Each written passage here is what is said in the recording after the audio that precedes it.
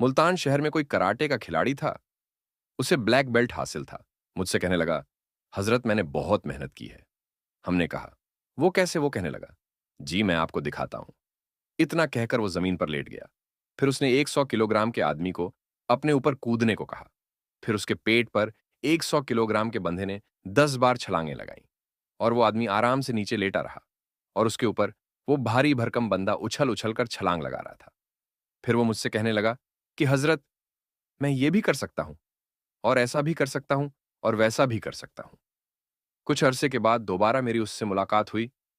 मैंने पूछा, भाई क्या हाल है आपके? वो कहने लगा, हजरत मेरा क्लब पूरे शहर में कराटे में सबसे बड़ा है और मैंने कॉलेज की लड़कियों को कराटे सिखाने के लिए एक ब्रांच खोली हुई थी। पार्ट 2। क्लब खुलने के बाद मैं एक बार वहां गया तो मैंने वहां की हालत देखी तो मुझे सब अजीब लगा, तो मैंने उस ब्रांच को बिल्कुल बंद कर दिया। ये पहली बात हुई।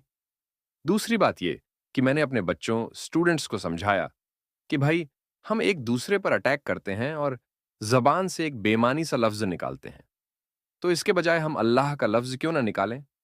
उन्होंने कहा, ठीक है। मैंने कहा कि तुम्हें अब फाइट करनी हो या अटैक करना हो, सब अल्लाह के लफ्ज से अटैक करना।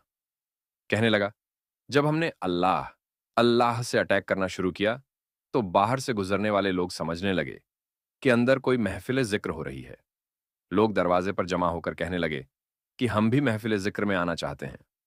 जब वो अंदर आए तो उनको पता चला कि जनाब, यहां तो कराटे सिखाए जाते हैं। बीवी तो बहुत परेशान थी कि लड़कियों की क्लास बंद हो गई, अब आमदनी अर्निंग कम हो जाएगी। लेकिन जब नेक लोगों ने देखा कि यह नेक आदमी है, हमारे बच्चे भी इससे सीख सकते हैं। तीसरा हिस्सा। एक मर्तबा हजरत उमर रजी अल्लाहु अन्हु मक्का मुकर्रमा से लौटकर मदीना की तरफ आ रहे थे। रास्ते में रात हो गई तो वहीं पड़ाव डाला। आप खुले मैदान में सोए हुए थे। अचानक आपकी आंख खुली तो देखा कि आसमान पर चौदहवियों का चांद नूर बरसा रहा था। जब हजरत उमर रजी अल्लाहु अन्हु ने आसमान के चांद को देखा तो उन्हें बेइख्तियार मदीने का चांद याद आ गया। नबी अकरम सल्लल्लाहु अलैहि वसल्लम का ख्याल आते ही उठ बैठे। उस वक्त तन्हाई थी, ठंडी हवा चल रही थी, आसमान से नूर बरस रहा था, कबूलियत दुआ का मौका महसूस हो रहा था। उस वक्त हजरत उमर रजी अल्लाहु अन्हु ने अल्लाह रब्बुल इज्जत के सामने अपने दिल का राज खोला और अपने दिल की तमन्ना यूं बयान की, ए अल्लाह, मुझे अपने रास्ते में शहादत अता फरमाइए और मेरी कब्र महबूब सल्लल्लाहु अलैहि वसल्लम के शहर में बना दीजिए। अब हजरत उमर रजी अल्लाहु अन्हु ने तो इतना ही मांगा था कि उनको शहादत तो किसी जगह भी मिल सकती थी, चाहे पहाड़ की चोटी पर मिलती, चाहे किसी मैदान में मिलती। मगर अल्लाह ताला कद्रदान है। अल्लाह ताला ने उनकी तमन्ना को पूरा किया, मगर किस अंदाज में किया कि हजरत उमर रजी अल्लाहु अन्हु बावजू हैं, मुसल्ले नबवी पर खड़े हैं, कुरान पाक की तिलावत कर रहे हैं, इस कुर्ब व एहसान की कैफियत में अल्लाह रब्बुल इज्जत ने हजरत उमर रजी अल्लाहु अन्हु को शहादत अता फरमा दी। वह जख्म उसी वक्त लगा था। मुसल्ले नबवी पर शहादत का मर्तबा अता फरमा देना अल्लाह की तरफ से कद्रदानी नहीं तो और क्या है। उन्होंने तो सिर्फ शहादत मांगी थी, मगर उनकी उम्मीद से बढ़कर उनके साथ खैर का मामला किया गया। उन्होंने दूसरी दुआ यह मांगी थी, ऐ अल्लाह, मेरी कब्र अपने महबूब सल्लल्लाहु अलैहि वसल्लम के शहर में बना देना। अगर कब्र जन्नतुल बकी में बन जाती तो तब भी दुआ पूरी हो जाती, मगर अल्लाह ताला कद्रदान है। अल्लाह ताला ने उनकी कब्र के लिए कहां जगह अता फरमाई। अल्लाह ताला ने उन्हें रियाजुल जन्नत में और महबूब सल्लल्लाहु अलैहि वसल्लम के कदमों में दफन होने की जगह अता फरमा दी। अल्लाह रब्बुल इज्जत की तरफ से उनकी यह कद्रदानी थी। शेख अब्दुल वाहिद रहज़िरो फरमाते हैं कि एक बार मैंने अल्लाह ताला से दुआ मांगी कि ए अल्लाह, आपको जन्नत में जिसको मेरा साथी बनाना है, दुनिया में ही मेरी उससे मुलाकात करा दीजिए। फरमाते हैं कि मुझे ख्वाब में बताया गया कि हबशा की रहने वाली एक औरत मैमूना है जो जन्नत में तुम्हारी साथी बनेगी। लिहाजा मैं उस बस्ती की तरफ चल पड़ा। जाकर बस्ती वालों से पूछा तो उन्होंने कहा कि वह तो बकरियां चराती है और इस वक्त बाहर कहीं बकरियां चरा रही होगी। फरमाते हैं कि मैं चल पड़ा।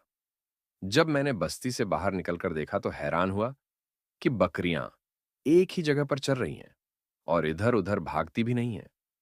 और एक औरत पेड़ के नीचे खड़ी नमाज पढ़ रही है। जब मैंने गौर किया तो मैंने देखा कि जहां बकरियां चर रही थीं, वहां उस चारागाह के किनारे कुछ भेड़िए बैठे नजर आए। उन भेड़ियों की वजह से वे बकरियां कहीं बाहर नहीं भाग रही थीं और एक जगह पर ही चर रही थीं। जब उस औरत ने सलाम फेरा और मुझे देखा तो कहने लगी, अब्दुल वाहिद, अल्लाह रब्बुल इज्जत ने मुलाकात की। वायदा गाह तो जन्नत बनाई है, तो फिर तुम दुनिया में कैसे आ गए? मैंने कहा कि मैंने दुआ मांगी थी, जो अल्लाह रब्बुल इज्जत के यहां कबूल हो गई।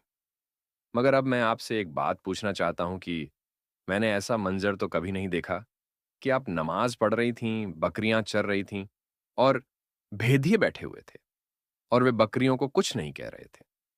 मुझे इसका राज समझ में नहीं आ रहा है। जब मैंने गौर किया तो मैंने देखा कि जहां बकरियां चर रही थीं, वहां उस चारागाह के किनारे कुछ भेड़िए बैठे नजर आए। उन भेड़ियों की वजह से वे बकरियां कहीं बाहर नहीं भाग रही थीं और एक जगह पर ही चर रही थीं। जब उस औरत ने सलाम फेरा और मुझे देखा तो कहने लगी, अब्दुल वाहिद, अल्लाह रब्बुल इज्जत ने मुलाकात की। वायदा गाह तो जन्नत बनाई है, तो फिर तुम दुनिया में कैसे आ गए? मैंने कहा कि मैंने दुआ मांगी थी, जो अल्लाह रब्बुल इज्जत के यहां कबूल हो गई। मगर अब मैं आपसे एक बात पूछना चाहता हूं कि मैंने ऐसा मंजर तो कभी नहीं देखा कि आप नमाज पढ़ रही थीं, बकरियां चर रही थीं और भेदिए बैठे हुए थे और वे बकरियों को कुछ नहीं कह रहे थे। मुझे इसका राज समझ में नहीं आ रहा है। वह कहने लगी, अब्दुल वाहिद, यह बात समझनी आसान है कि जिस दिन से मैंने अपने परवरदिगार से सुलह कर ली है, उस दिन से भेदियों ने मेरी बकरियों से सुलह कर ली है। मालूम हुआ कि फजकुरुनी उजकुरुकुम का एक मलतब यह बना कि ए बंदो, तुम मुझसे सुलह कर लो, मैं मखलूक की तुम्हारे साथ सुलह कर दूंगा।